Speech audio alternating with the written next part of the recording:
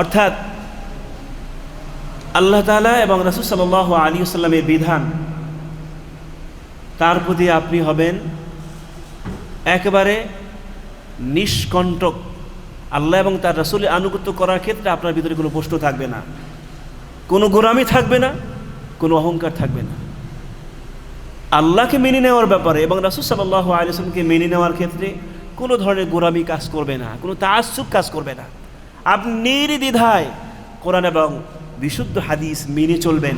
এটি হচ্ছে হজ কবুলের অন্যতম গুরুত্বপূর্ণ আলামত।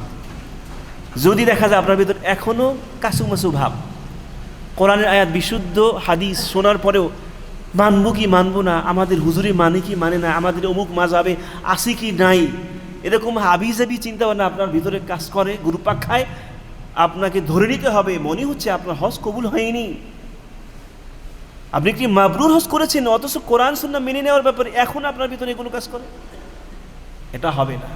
প্রিয় বন্ধুরা, হজ কবুলের অন্যতম গুরুত্বপূর্ণ আলামত হচ্ছে কোরআনুল কারীম এবং সহিহ সুন্নাহ মেনে নেওয়ার ব্যাপারে আপনি হবেন আপোষহীন। পৃথিবীর কেউ যদি না মানে আপনি একমাত্র ব্যক্তি যিনি মেনে চলছেন। ইন্না ইব্রাহিমা কানা উম্মাহ, একজন ইব্রাহিম সারা পৃথিবীর মধ্যে একজন, আল্লাহ বলছেন সেই সারা বিশ্বের জন্য একজনই, একটা উম্মাহ, একটা জাতি।